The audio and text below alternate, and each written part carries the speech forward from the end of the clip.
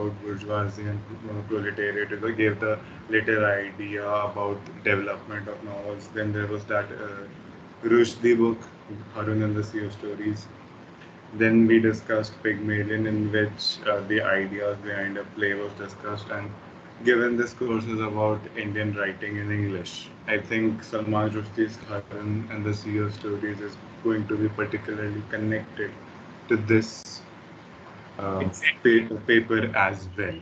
And Yes, yes. I still distinctly remember you talked about the significance of the title in one of the classes, and We studied the poem yeah, London when sir was doing this. yeah. Mm. We've studied it once again in the last semester, although we did not get tested for it. So these are the things that are kind of irrelevant, which we were taught in the first semester to Right, the current right. one. Salman Rushdie definitely And we connects. Yeah. also talked about why we also I remember we talking about Indian literature, the word Indian literature. Why is there, the specification of our nationality, Indian? Mm-hmm. So that also I think led to the talks of colonialism and the effects of it, and the issue of identity. People living abroad, Indian people living abroad, and writings like, for example, Salman Rushdie. We talked about his life, how he struggled. You know, um, his book getting banned and everything, and his identity crisis. Am I an Indian? Am I this? And all of that. So I think that would be quite relevant here since we're Very talking about much. Very Indian much. literature in English. It's like not enough Indian literature in English. Like, so we talked about the significance of this also. And then translation is a whole new, whole different topic Mm-hmm. that deserves its own uh, discussion separately.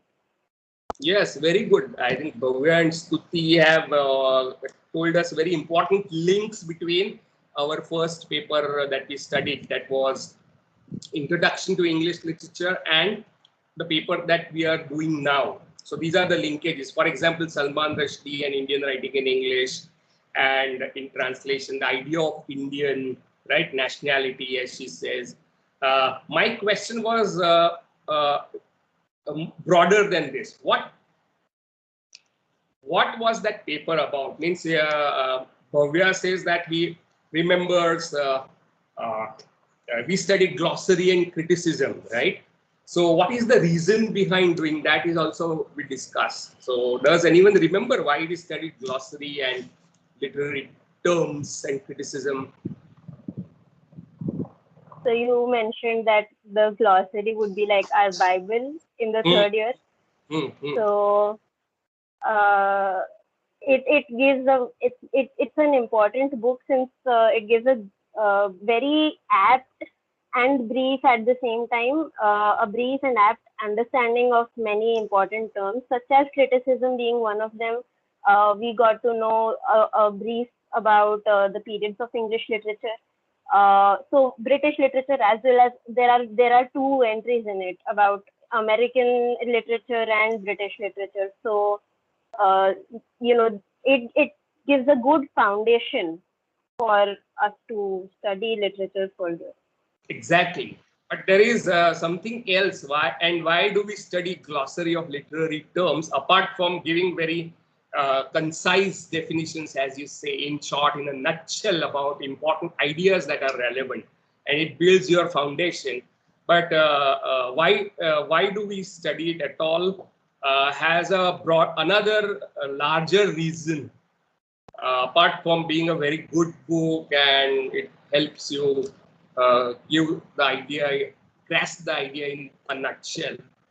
There was another deeper reason for that. Does anyone remember that?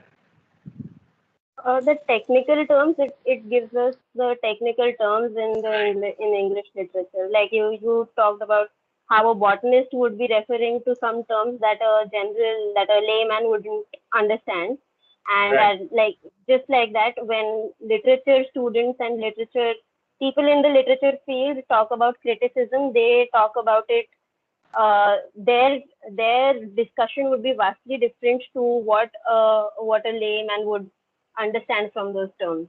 Exactly. So there is a difference between the ways in which a general a lay person or person who is not specializing in English literature or criticism uses those terms, right?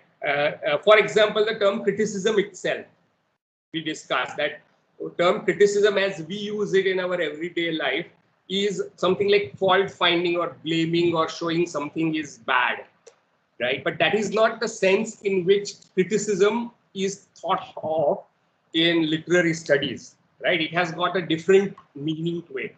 And the meaning that you find in study of literature, criticism implies evaluation, production of knowledge about literature, right? Categorization, classification, evaluation, theorization of literature. So it is a kind of productive activity as against negative activity in our everyday life. So, and why do we study criticism at all? Is that what we discussed? Does anyone remember that?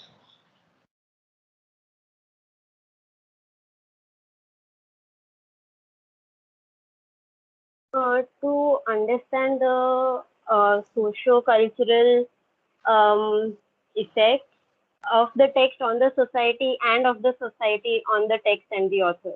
Right. Very true. But okay, so let me remind you, brush it up again for you. We started out by saying that this is not standard 13. Remember? That's the conversation we started out with. Yeah, how many of you remember? It's college. Right? Yes, It's not standard 13, First but the question first you year asked of us. your BA program, right? And which implies a shift in orientation of how you are going to study and what you are going to study against school. That is 10 plus 2 plus 3, right? So 10 plus 2, you studied a kind of basis of everything.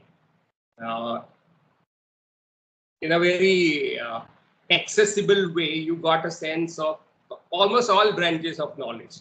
But when you come to BA with English, it's the beginning of your specialization, right? It's beginning of your expertise as a student of literature, right? And this specialization implies a expertise.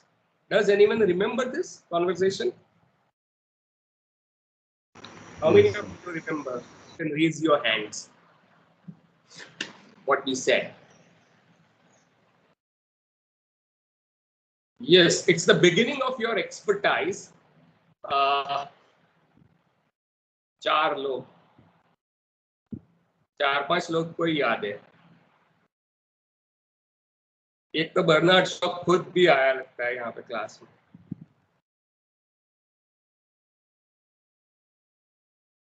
Okay.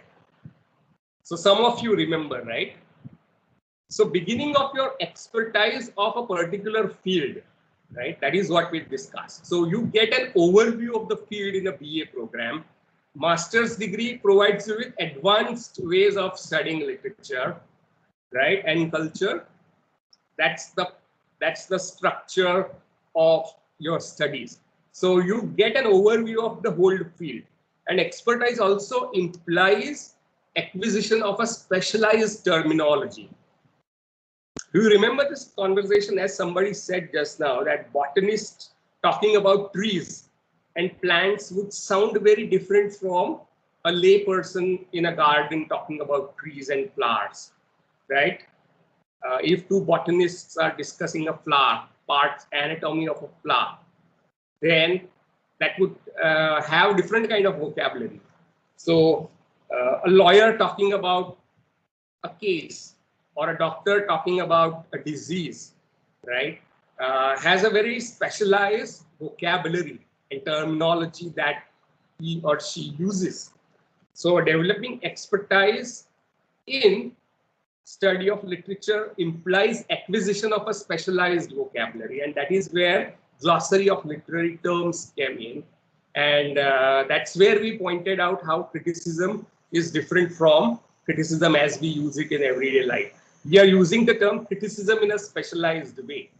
So what separates a student of literature from a non-student of literature, even if you are reading the same novel, is the use of certain terminology, which is specialized, right? And that specialized terminology is criticism, in fact. And the whole set of ideas that you acquainted yourself with in first year, like ideas of genre. Do you remember that? We also tried to understand the definition of literature. Does anyone remember all this? So we also did the meaning and philosophy behind the construct and the concept of book. Yes, the history of there. Yes, sir. And that was one even of writer and Yes. author. yes, the author, the idea of authorship, right? The etymology of a novel, drama, and Right. poetry. We discussed genres, right? And their histories. Also, we also talked about romanticism and how it's not what, in literature it means, it's vastly different than how we usually refer to it. Exactly. And then while discussing Pygmalion, we talked about the middle class morality, so the bourgeoisie class and everything that was also there. Right. So the social and historical context that somebody mentioned, I think you mentioned that while talking about criticism, or someone else. Right. So social historical context of literature. Then another very important idea that I stressed upon is that we don't come here to study literature. Right. We come here to study how to study literature. Exactly. So does anyone remember about that? Yes, sir. So what did we say? Yes, What sir. did we mean by that? So it means that you would take up a poem or two and then you would teach it. You would teach how to study it, and then the student is going to take up the responsibility in the further semesters to go so that they can think accordingly and not just go perhaps to Spark Notes or Grade Saver and just like copy all that information. It was to acquire a set of skills that would enable us to dissect that poem. Exactly. So we didn't study poetry. We studied how to study poetry. Yeah. Who is? Yeah. Yeah, sir, me. Go ahead. So you gave an example of novel and poems, that everyone reads poems, and there is a common perception that if you are a student of literature, you will be reading novels. But when we say that we are here not to study literature, but how to study literature, to learn how to study literature, then you said that when a literature student is given a novel, he or she doesn't only read it in terms of its story and for mere enjoyment. The person also analyzes the reason behind its writing and the manner in which it is written. Right. So that is what you meant by how Right. to study literature. Right. So people go to watch a film and people studying a film is two different activities, right? So doing film studies is learning how to study a film. But everybody watches films, right? So there is a distinction between watching films for enjoyment and watching films to study them. These are two different activities, right? Similarly, many people read novels, poems, watch plays, but that doesn't mean they are studying poems, plays, or novels, right? So study is a different sort of activity, which involves getting and producing knowledge, right? So the whole business of studying how to study literature is actually training you to become a critic, right? So even if you don't like the term criticism, and that dislike very often comes from the conventional meaning of the word criticism, a layman's use of word criticism. So if I tell you I am training you to be a critic, you shouldn't be resisting that idea, because criticism doesn't mean fault finding or negative activity, but it's a productive activity of thinking critically, studying, asking questions as you go along. And for that, we use some texts as practice texts, right? Remember? So we selected some poems from the genre of poetry. We selected a novel. Which novel did we study? Harun and the Sea of Harun and the Harun. Sea of Stories, right? And we studied a play, drama. So we studied various genres and how to go about studying those genres. Where, for example, when you are reading a poem, you ask several questions about its meaning, right? So why is the poem titled London, or My Last Duchess, or Who is Spy Mistress, right? So we ask these questions, and we ask questions as we go along, right? So studying is basically inquiring about certain things. So in your first year, I taught you, gave you a sense of, right, what we mean by studying a poem, right? We went on asking questions, and we asked questions about the title, right? Why My Last Duchess, or Harun and the Sea of Stories, or Pygmalion. What's the meaning? What's the significance of the title? The title itself tells you a lot, right? That is how we went about studying a text. So we learned how to study those genres. We looked at language, figurative language. We looked at style. We looked at themes, narrative style in Harun and the Sea of Stories. Then how to read drama. So these are the things that we have done in the first semester, right? And the idea was that you start practicing from then onwards how to go about studying these things, right? And that is how you took off in your first semester. And many of you remember these conversations now, right? These are the foundational conversations. Now, when we go to our paper that we are doing now, right? And our paper is titled Indian Writing in English and in English Translation, right? So the paper is titled Indian Writing in English and in English Translation 1. But when we say paper, what do we mean by that? And again, connecting it to your first year, I said we would be introducing you to the field of English studies, right? Remember this word field. What do you mean by a field of English literature? So you are not studying books. You are not studying a set of texts. आप क्या पढ़ रहे हो? तो हम Pygmalion पढ़ रहे हैं. That's not what we are doing. What you are doing is you have started studying the field called English studies. Do you remember this? Like the branches and sub-branches of the... Sub-branches. You are acquainted with these branches: criticism, history of language, history of literature, right? And you have studied up to Romanticism till last year? Yes, sir. Yes, sir. Last semester. Right. So the field implies various branches. But I want to extend this and say that even a particular paper, right? For example, you are studying a paper called Indian Literature, Indian Writing in English and in English Translation. So what do you understand by the idea of paper itself? When I ask you, कौन एक paper पढ़ रहे हो, तो आप क्या actually पढ़ रहे होते हो? Do you get my question? When somebody asks you, कौन से paper की पढ़ाई चल रही है? Which paper are you studying? So what do you mean by paper there? Or a course? An academic subject. Academic subject, okay. Subject is different than paper.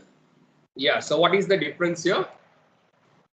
So the branches within the subject where one topic is studied in detail. So that is a paper.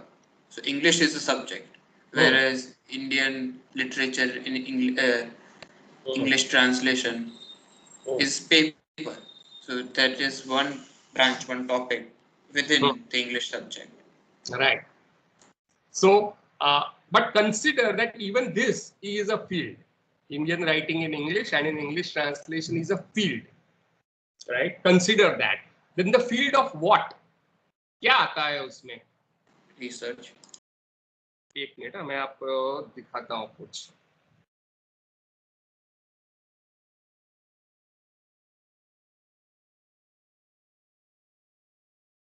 I will show you something.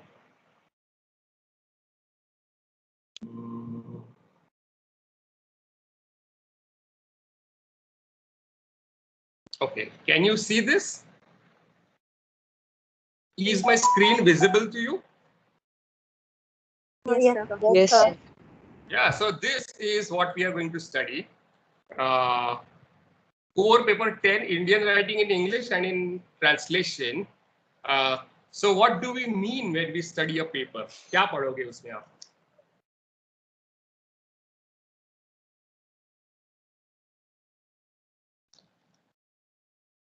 Any ideas? Perhaps we are doing an introduction of sorts to the idea that has been mentioned as the title of the paper and diving into an understanding for it. Because paper is a term also used for, I think, thesis, because I read on JSTOR like many times, a feminist paper for Wuthering Heights. These sort of titles are given. So it is a sort of a specific study in a direction. And as far as this paper goes, I think it's regarding Indian writing, like it's pertaining to the title. Okay, so let me tell you something. Sir, Yeah. we would please. be using different texts Hmm. as specimens or as examples to understand the field. Very good. Very good. So you are not studying text, but these texts are the specimens. And as I think, was it Bhavya and Harsh who were saying that it's a field, it's a subject that we are studying and the ideas, right? So let me define what is paper meant by paper here, or a course. Yeah, we use the term course instead of paper. So what we mean by course or a paper is a field of discussion or field of inquiries or a field of questions. So you have to distinguish between the idea of paper as a set of books or content, right, which you have to study, memorize or exam likhna. That is a conventional understanding of the word paper that education system has taught you, right? But instead of that, we consider paper or a course as a field of inquiry, deliberations, discussions, arguments, right? That is what constitutes a field, right? And what type of questions? For example, some of the questions we already touched upon in the first semester is what do you mean by Indian, for example, right? When you say Indian writing in English, what do you mean by Indian? So what do you mean by Indian? What do you understand by the term Indian? The author is either related to India in some way or has that nationality. Like in the case of Salman Rushdie, he has roots in India, but he was an NRI. Right. But what do you understand? I'm not asking about literature just now. I'm just unpacking these four terms. ये चार terms जो है ना, let's unpack this. एक, दो, तीन, चार terms है, right? और वो चार terms we are going to unpack slowly and gradually, right? So I am asking you, what do you understand by the idea of India itself? India का मतलब क्या होता है? If somebody can. A country and part of an identity. Indian can be part of someone's identity. They identify with the country India. They identify as an Indian. Not necessarily everybody, but for someone their nationality is quite important to them. Right. So Right. You are right. And what do you mean by that? Nationality as identity. What do you mean when you say I am an Indian? What does that mean?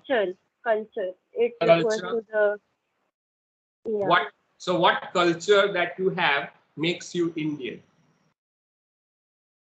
Yes. What culture defines you as Indian? Can someone tell me?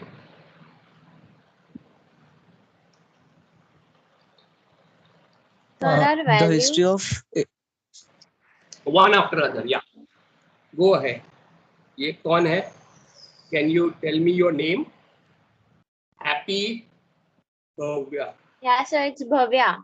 Bhavya Okay. Dave. Yeah. It's good that you are happy. Yes, sir. Go ahead. So, culture could refer to the values which are reflected in a particular work. So that would make a work Indian. And when I'm we just talk, asking you, I'm not yet going to the word or term of work or author or literature. I'm just asking you Indian hona yani kya? What do you mean by the values, values? Okay. So culture, values, what are those cultures? Cultural Sort of values. identifying with the norms of that culture Okay. or So which are, traditions. I'm asking, you are right. I'm asking you which of these values or norms will you call Indian? So that you have them, that's why you call yourself Indian. Moral policing, maybe. Pardon? Holism. यानी नहीं समझ में आया. Can you elaborate?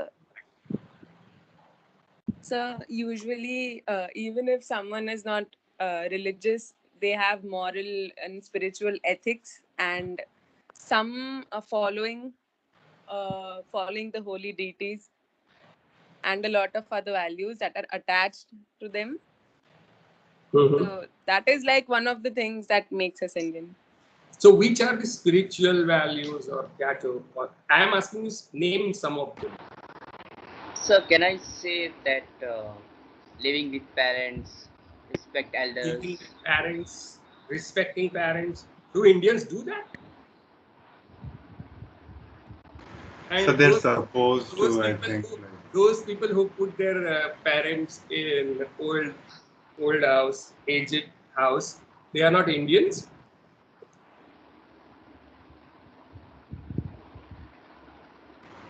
So if I may something, Yeah.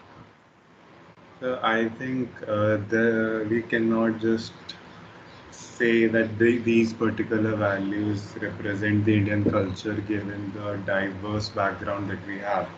The north, the south, the east, the west. It's entirely different. It's like a whole different country. And saying that we have a norm, something like I'm not going to take up any example, but saying if this particular thing is a norm in this country is going to do a huge injustice to those people who do not consider that as a norm.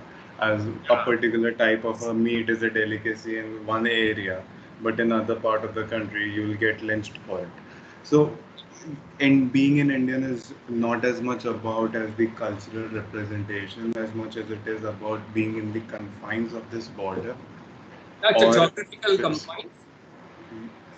Uh, yes, and just or not exactly the geographical confines because you could also have your roots in India. You could also have a connection in India that would make you an Indian writer, or an perhaps a little bit related to it. I'd like Bhargavi to continue. Sir? Sorry. Okay. Could it Okay. be So what like- Bhavya is saying is about diversity, and you cannot have a single norm.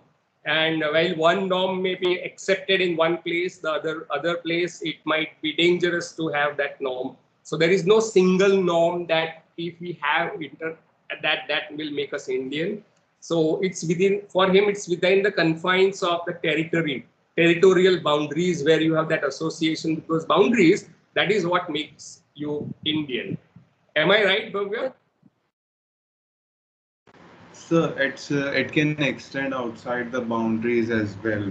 For Mhm. me, it's some connection to this country has that impact on you, has that impact on your disposition, if I may say so.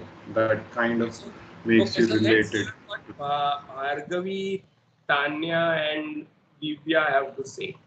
Yeah, so start one by one. Divya, Tanya, or Bhargavi. Sir, if I may add to Bhavya's comment, could it be said that as a community, we accept some moral principles and ethics and cultural, we create a culture amongst us and we accept that. So that is how we identify our, Indian nationality.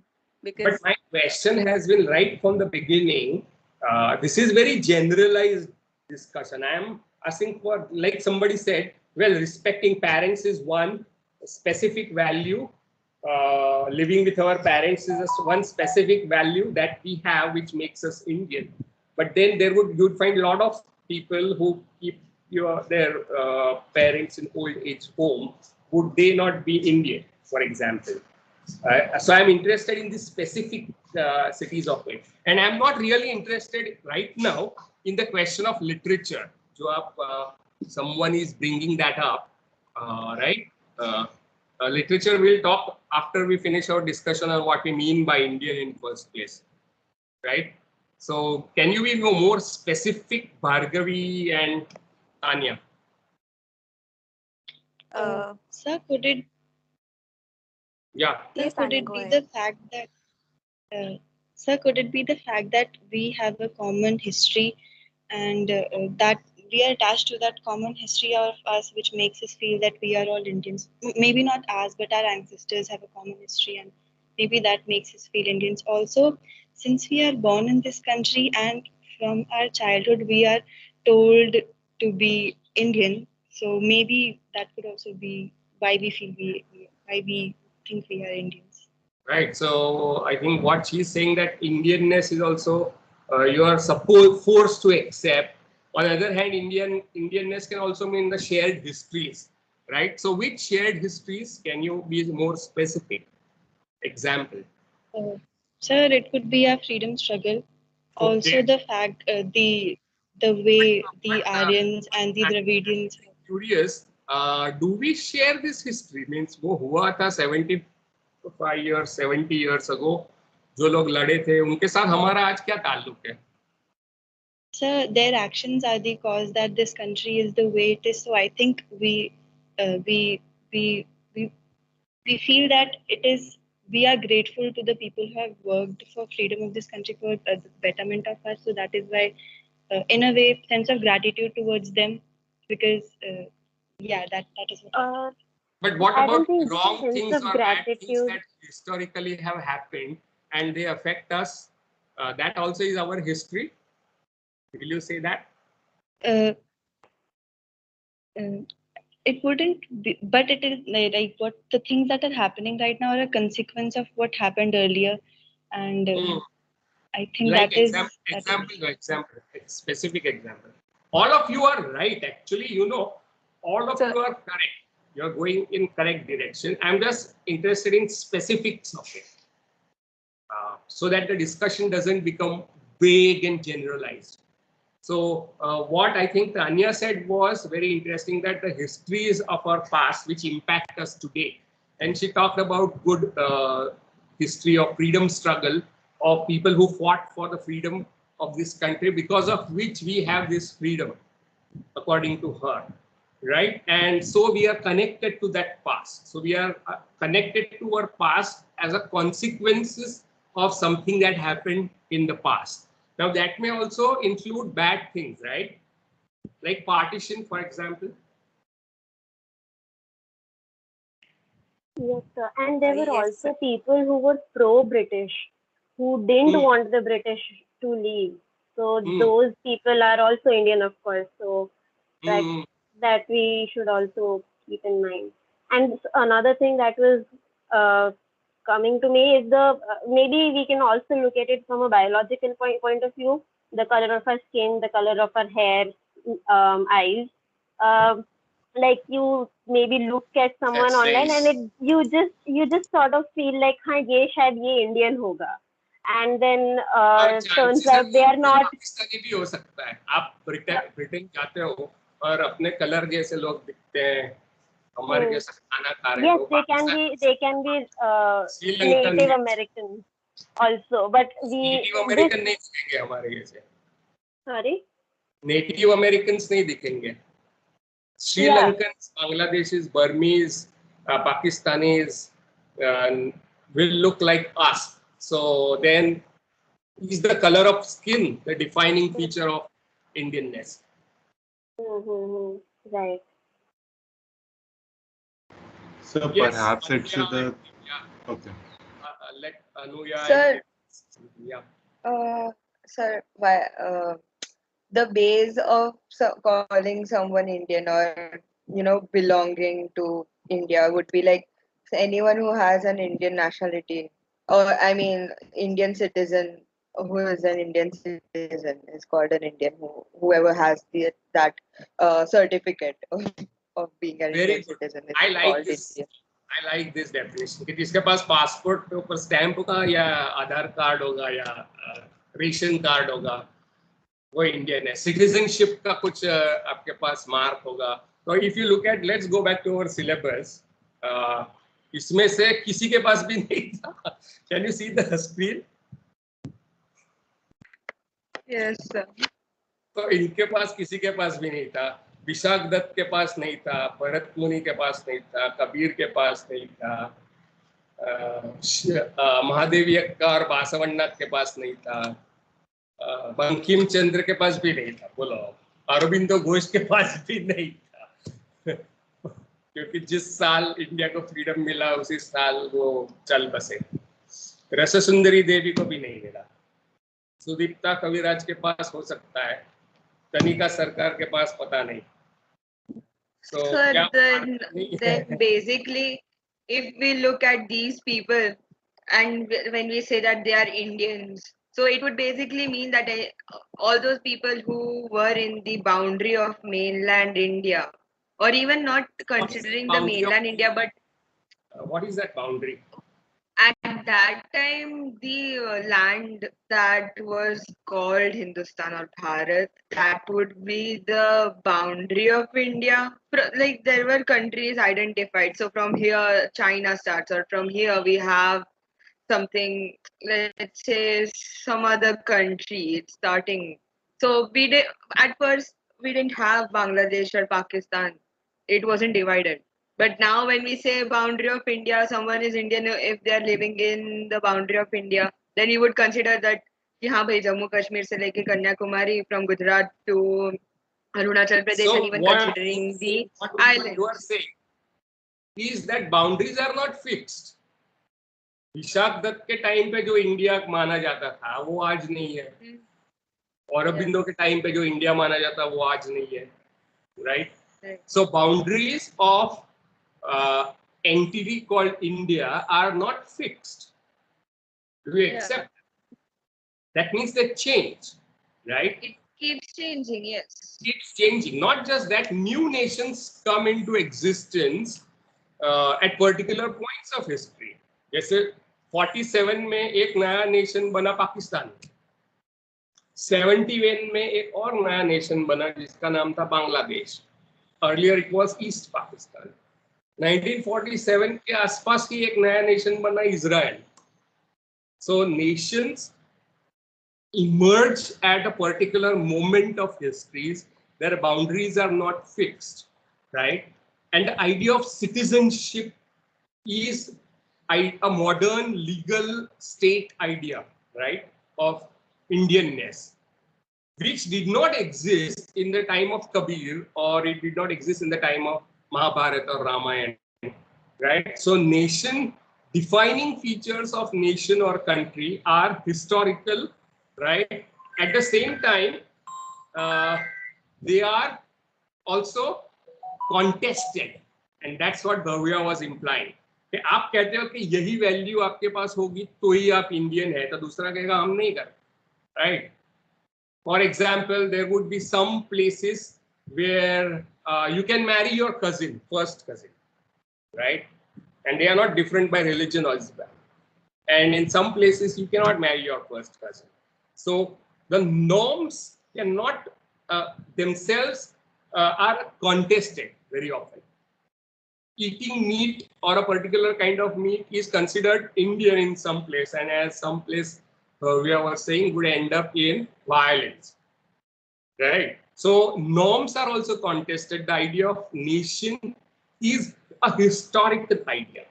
It's not an eternal idea, right? So the idea of citizenship and political identity as Indian, Kabir or Meera or Mahadevi Akka or Vishakhadat would not have understood these ideas, right? For them, the identities mean something else.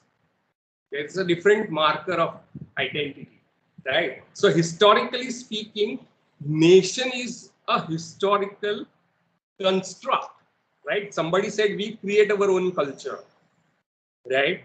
So it's a constructed one, right? So idea of India as an eternal category is a problem. It's not very accurate description. So that is what you have to bear in mind. Yeah, Divya, आपको कुछ कहना है? You have raised your hand from long time. You haven't got a chance to speak. Yeah. So, sir, I believe that being Indian or Indianness is not a thing. Rather, I feel it to be a living entity. Can you Am I just audible? come again? No, I could not hear you clearly. You're audible, but not clearly. Yeah. Can you repeat? Yeah, so I was saying that I believe that being Indian or Indianness is in itself a living entity. You know, it's not a thing that you relate to, but it itself has a consciousness and it's living, therefore, kind of like a person, you know, like changing, evolving, and something that we relate to like that. So it, for me, it works to think of it as something that's living and something that's very real and can respond back. Kind of Very like, I don't interesting. know if I make Yeah, sense. yeah, a very interesting idea. But just consider, Devya, when you call nation as a living being, right, as a person, is that a metaphor or reality? Because living means you should have something like skin or eyes or ears or feet, हाथ, पैर, पेट, खाना, पीना. अगर जिंदा आप कहते हो कोई जिंदा चीज है या इंसान जैसा है, so is it a metaphor or is it empirical or something that is in front of you? So to me, being living is obviously it means to have a body, but it also means to have a consciousness. You know, that So do you think living. nation has consciousness? Yes, How do you know absolutely. that? That's what I believe. आपको कैसे पता चला? Sir, like that's the one thing. I mean, we have to, you know, study very deeply the spiritual science behind it. But like, I don't know how to explain this. But it's something that we all relate to. We may not often experience it in real time, but it is what connects us, and we cannot like be apart from it. That's what makes us, you know, Now you know what. Indian. Now you know what. Now if those people who claim हाँ मुझे पता है क्योंकि मेरे पास आध्यात्मिक knowledge है इसलिए मैं जानता हूँ ये जिंदा इंसान जैसा है देश. So for only those people who experience it, and how do you know that they know the truth? How do you know they are telling you truth? No, I don't think that somebody is telling the truth. We can't believe it until we experience it ourselves. So have you experienced it? Yeah, I mean, I don't want to sound crazy, but it's not something No, that it's we not cannot sounding crazy. experience. It's not sounding crazy. What you are saying is very interesting actually. Because you know what some people claim कि मैंने भगवान को देखा है या मुझे बहुत आध्यात्मिक knowledge. How do you know that? Sir, in the last class only, Shaurya sir said that the more we know, the more we realize that we don't know. That's fine. But you have to find out. No, somebody makes a claim that I saw who? I saw Madhuri Dixit in my dreams, or I saw God. Now, how will you know that? The claim has to be backed up by something, right? To be acceptable. If you say that somebody is the greatest batsman, तो उसका record होगा ना, बताने वाला. If I say Kohli is the greatest batsman, then there are figures and there is performance that you have seen, which backs up this claim. So how will you back up the claim that it's only for those who are spiritually equipped to know that nation is a living consciousness? No, sir, that's not what I mean. I mean that even if we don't know, it doesn't matter really, because we are intrinsically connected to that value for for as long as our life, as we identify as Indians. I don't know how better to explain it. It doesn't matter if we know that spiritually or not. It really doesn't. Acha? Yes, sir. चलो, तो जो लोगों को question किया जाने वाला है citizenship के नाम पर, तो वो अगर कह देंगे अरे यार मेरे पास कोई डॉक्यूमेंट्री एविडेंस, आधार कार्ड तो है नहीं, मेरे पास रेशन कार्ड भी नहीं है, आप कह रहे हो मैं बांग्लादेश से आया हूँ पर आध्यात्मिक तरीके से मैं इस देश से जुड़ा हूँ, तो मुझे दे दो, तो आप देना चाहिए ना. नहीं, ऐसे नहीं हो सकता. But when we are thinking about literature and the work, like I you said, started talking about literature. I am just unpacking each of the 4 terms that we have, right? Indian, writing, in English, and in translation. I'm unpacking them to show you that this is a field of questions, not a set of books, right? Which are to be memorized so that you can answer the exam, but a set of questions, that the kind of questions that we have been asking, right? So I'm just looking at the category Indian, and you can see that there are various definitions being thrown around. Divya says that it is something, an ineffable trait, which all of us know that we have, like all of us know that we are something. You know it intuitively, not logically or rationally, to a position that it's we share those some histories, and someone says there is shared values and culture. Someone says that there are certain values like Vasudeva Kutumbakam, right? Am I audible? Yes, sir. Yes, sir. So Divya said that, right? That Vasudeva Kutumbakam. That means the whole world, Vasudha is earth, is my family, right? Now that doesn't really work, because जब तक Biden हमको green card नहीं देता, तब तक हम ये नहीं कह सकते कि वॉशिंगटन में रहने वाले लोग मेरे फैमिली मेंबर है ना? So all this vague generalizations is also something that we need to be careful about. And you can see that there are various ways about thinking about nationality. There is no one way of thinking about what is nation, right?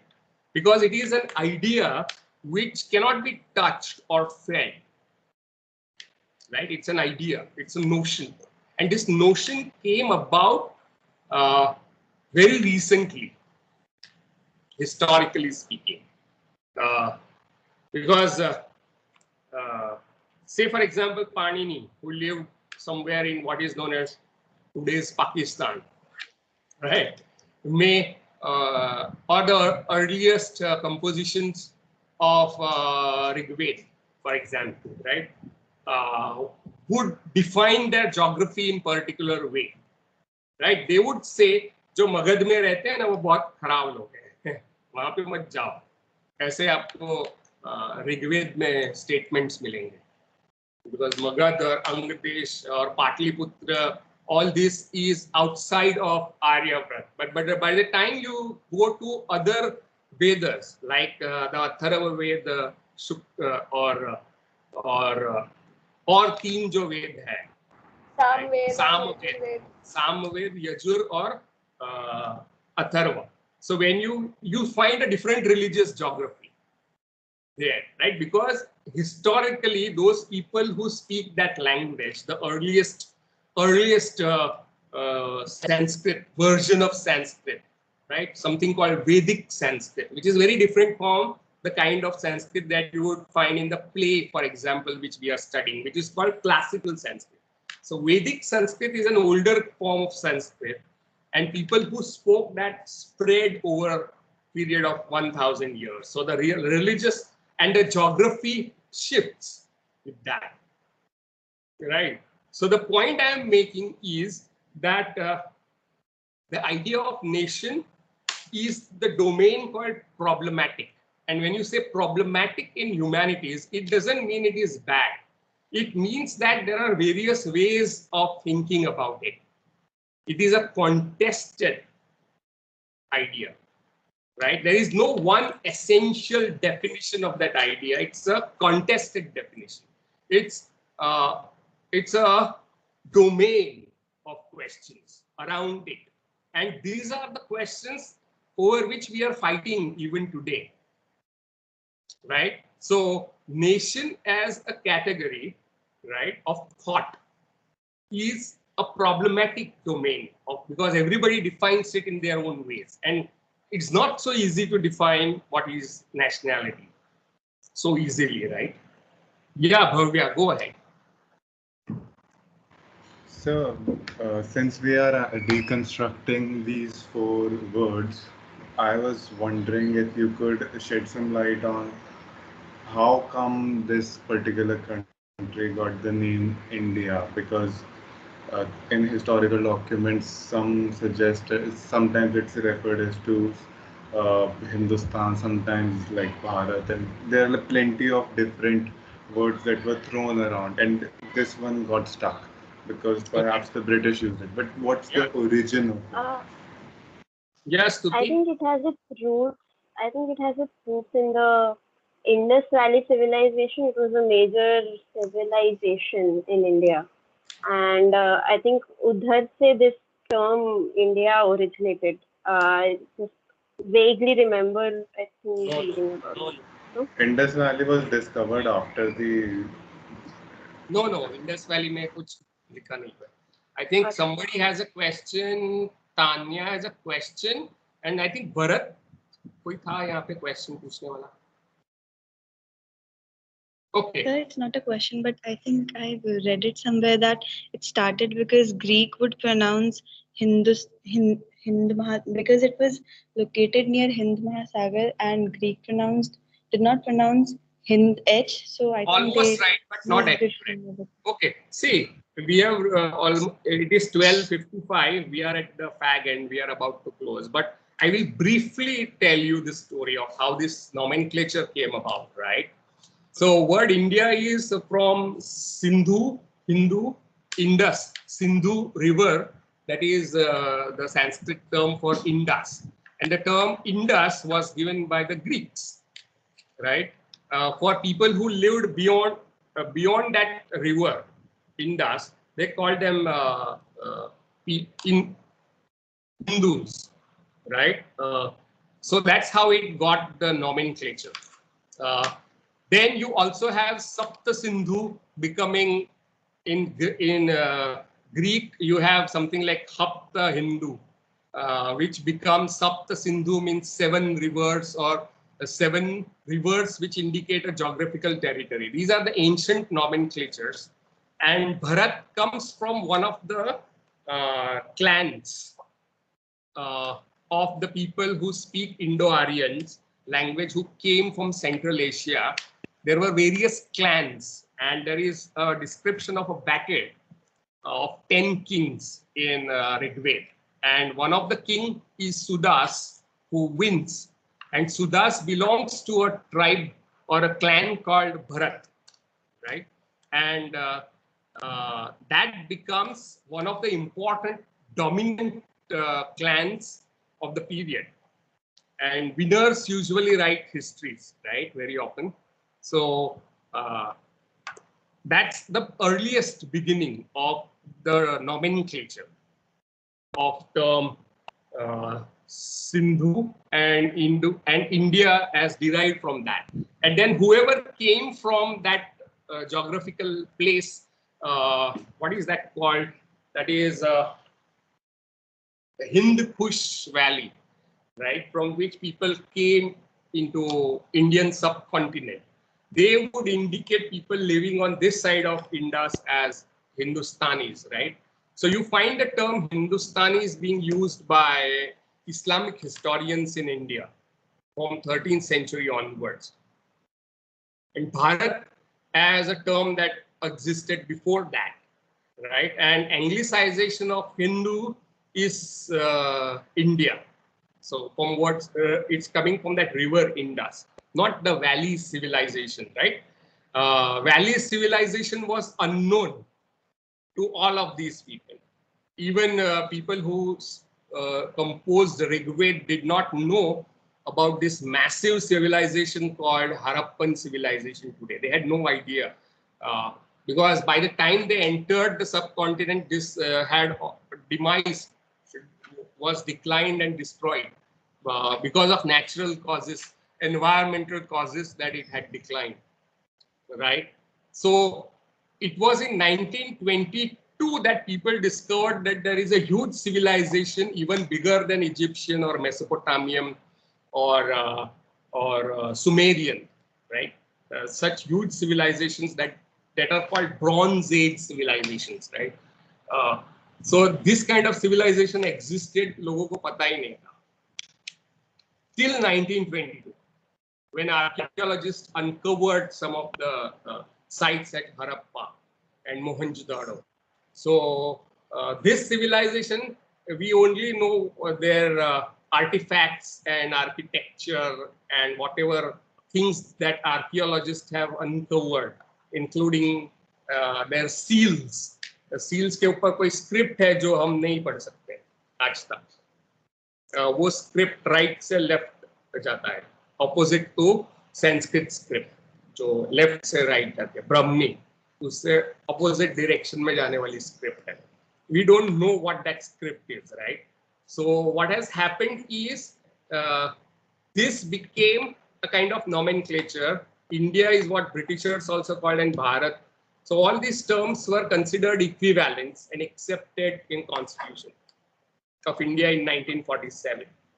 And that is how the name seems to have come about, right? So that's Bhavya's question. And Indus Valley civilization is a later discovery. So what you have to get is also understanding of past changes.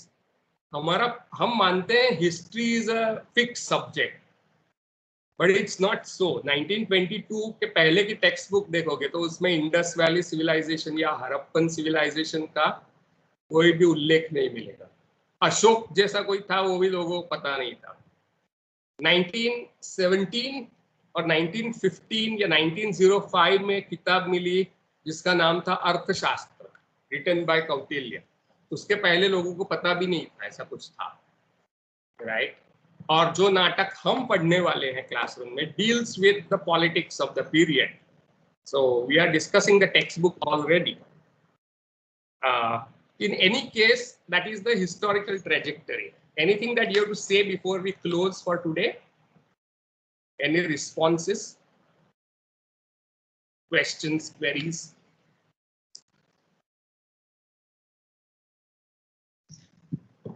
So I'd just like to say it's ironical that the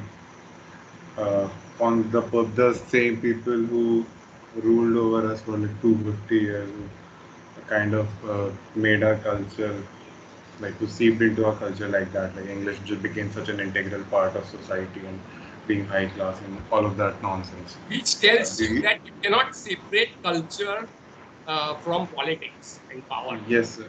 And so it's like, yeah, it's very ironical that from Europe to this part of the Asia, to this subcontinent, Latin is like directing what the name's supposed to be. It's very mind-boggling. Yeah, and that's not really ironical. People in power define what is knowledge and culture very often. So that is a very important lesson that students of humanities have to bear in mind. So what I said, I will just wrap up as a, so what I began by connecting this paper with the earlier one that we have studied, and I told you that we are going to study how to study Indian writing in English and in English translation. We are not studying Indian writing in English. We are studying how to study Indian writing in English, right? And then we define the subject or a paper as a field of questions, inquiry and debate, rather than a set of books. And those questions would begin by unpacking the term, the label given to the paper, right? So Indian writing in English and in English translation. So when we unpacked, we found that it's whole lot of complicated idea of what you mean by an Indian. For example, Rudyard Kipling, one of the very important British writers, was born and in India, and he lived for many years in India, and he came back probably to study some architecture or something in Bombay again. So, and he wrote about India, right? Jungle Book, आपने film देखी होगी, novel पढ़ा होगा. Kim is also a very famous novel, and he was deeply imperialist in his ideology, though he was born and brought up in India, and he lived and he loved Indian culture, and he wrote about it, right? Very fascinating novels that he wrote. But even then, it creates a question: who is an Indian? A person born and brought up in India, right? Writing about India, but is not. So yes, when people ask you how many Indians won Nobel Prize for Literature, we usually say Rabindranath Tagore एक ही है, और दूसरा है Rudyard Kipling, जिसके बारे में कोई बोलता नहीं क्योंकि वो अंग्रेज था. And he was an imperialist person who admired the colonial project. East is east and west is west. Never the twain shall they meet. Right? That's one of his famous poems. So, who is an Indian? What constitutes Indianness is a problematic, complicated question rather than a simple question, right? With various perspectives on it, very often in conflict with each other. And that is what we should bear in mind. So tomorrow we will unpack writing, English or translation, so that the field gets opened up about, and in that field of questions, we will study how to study these texts which are marked as Indian literature. Does that make any sense to all of you, what I have said? Yes, sir. Yes, sir. Okay, so let us stop. It's almost 1:05. So tomorrow we meet at 11:30, right? I will read out the whole syllabus for you. मैं syllabus group में भी रखूँगा, right? Yes, sir. Okay, so take care, and we meet tomorrow 11:30. And if you have any questions, you can ask me tomorrow, right? Okay. Thank you so much.